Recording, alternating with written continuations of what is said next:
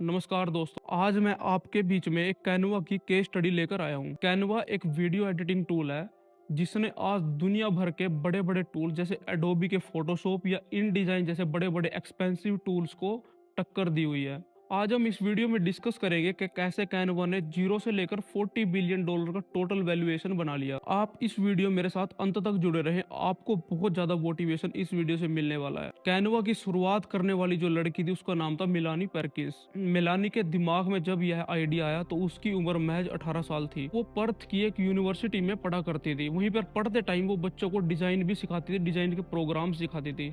उस टाइम जो ज्यादा डिजाइन बनते थे वो एडोबी फोटोशॉप में बनते थे, और जो फोटोशॉप है वो बहुत ही कॉम्प्लेक्स और एक्सपेंसिव टूल था। तब मिलानी को ये महसूस हुआ कि अगर हम कोई इजीली ऐसा टूल प्रोवाइड कर सके जो इसकी स्टडी नहीं जानते, जो डिजाइन्स को नहीं जानते, वो भी एक डिजाइन बना सके। तो शुरुआती दिनों में जब मिलानी को लगा कि ऐसा कोई टूल बनाया जाए जिससे लोगों की जिंदगी आसान हो जाए, लोग डिजाइन्स को बहुत आसान तरीके से कर पाए, तब मिलानी ने एक फ्यूजन बुक्स नाम का टूल लॉन्च किया। इसके अंदर बेसिकली जो स्कूल्स के बच्चे होते थे वो अपने फोटोज को अपलोड करके एक ऐसा उन्होंने टूल बनाया था जिससे वो डाउनलोड करके प्रिंट कर सकते थे अपनी ईयर बुक को, और ये टूल ऑस्ट्रेलिया के अंदर बहुत ज्यादा फेमस हुआ।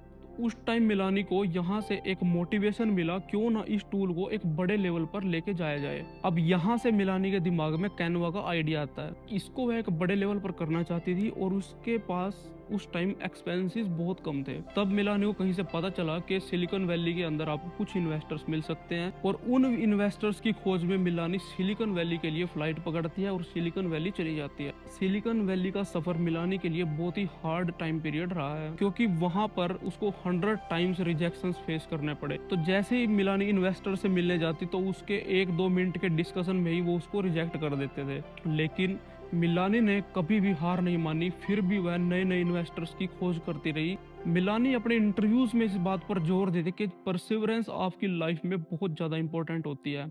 आप कितने समय तक किसी चीज का इंतजार कर सकते हैं। परसिवरेंस यानी कि कंटिन्यूस हार्ड वर्किंग। किसी भी अपने मकसद को पूरा करने परसिवरेंस बहुत ज्यादा इंपॉर्टेंट होता है, वो आपको सक्सेस की तरफ लेकर जाता है।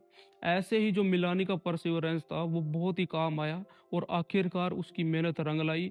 मिलानी की मुलाकात होती है बिल थाई नाम के एक इन्वेस्टर से। जब मिलानी ने बिल थाई को रीच किया और अपने प्रोजेक्ट के बारे में बताया कि मैं कैनवा को एक ऐसा टूल बनाना चाहती हूँ जो एडोबी फोटोशॉप जैसे बड़े बड़े मल्टीनेशनल टूल्स को चैलेंज कर सके, तब बिल थाई को लगा कि 18 साल की लड़की एक मल्टीनेशनल जो कंपनी एडोबी जैसी कंपनीज को चैलेंज कर रही है, तो ये एक मजाक सा उसको भी लगा। बिल थाई ने जब मिलानी से क्वेश्चन किया कि आप इतना बड़ा प्रोजेक्ट करना चाहते हैं, क्या आप टेक्निकल बैकग्राउंड से हो, क्या आप कोडिंग जानते हो, तब मिलानी ने कहा मैं डिजाइन्स का थोड़ा बहुत जानती हूँ लेकिन कोडिंग में टेक्निकल नहीं हूँ। उस टाइम के लिए बिल थाई ने थोड़े टाइम के लिए उसको कहा कि थोड़ा मुझे समय दीजिए और मैं आपको दोबारा रीच करूंगा। अब यहाँ पर मिलानी के बॉयफ्रेंड की एंट्री होती है। उसका नाम था क्लिफ। क्लिफ एक बहुत ही जबरदस्त प्रॉब्लम सोल्वर था और वो भी मिलानी के साथ मिलकर काम करता था। जैसे ही वो एक बार कार में ट्रेवल कर रहे थे तो अचानक से बिल का उनको कॉल आता है। बिल उनके प्रोजेक्ट में इन्वेस्ट करने के एग्री हो जाता है, और बिल उनको जो इनिशियल वैल्यूज बताता है वो थी $25,000। अब यह सुनकर वो दोनों हंसने लगे और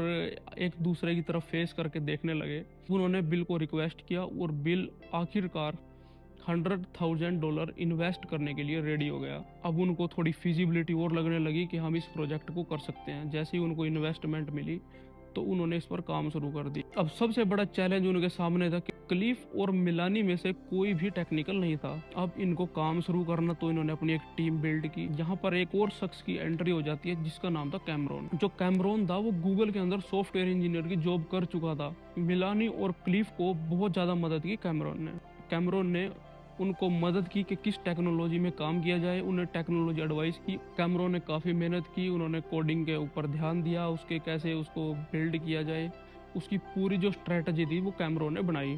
जब कैनवा बनकर ऑलमोस्ट तैयार था तो उन्हें 23 अगस्त जो डेट रखी, उसकी लॉन्चिंग डेट रखी, और लॉन्चिंग डेट से 2 दिन पहले उन्होंने एक डिनर पार्टी का आयोजन किया जिसके अंदर मिलानी, क्लिफ और कैमरॉन ये सभी लोग थे।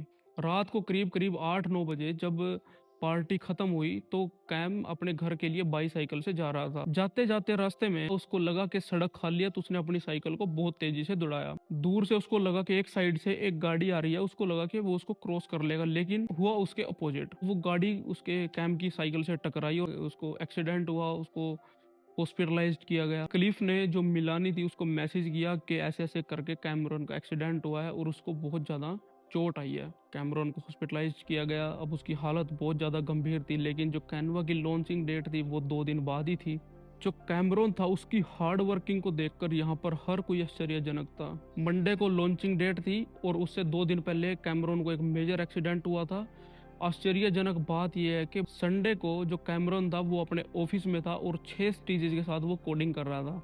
कैनवा के डेवलपमेंट में कैमरॉन ने बहुत इंपॉर्टेंट रोल निभाया है। ये इन्हीं लोगों की मेहनत थी जो आखिरकार रंग लाई और 23 अगस्त को उन्होंने कैनवा को लॉन्च कर दिया। कैनवा को लॉन्चिंग टाइम से ही यूजर एंगेजमेंट बहुत ज़्यादा मिली। उन्होंने जो माइलस्टोन्स रीच किए 5 मिलियन लोगों से शुरू करके फिर वो 10 मिलियन या 100 मिलियंस लोगों तक पहुंचा। 2024 के अंदर कैनवा ने 200 मिलियन पीपल्स तक को रीच कर लिया। अब कैनवा एक स्टार्टअप से एंटरप्राइज बन चुका था और उसने पिक्सल्स, पिक्साबे जैसी कंपनीज को भी एक्वायर कर लिया।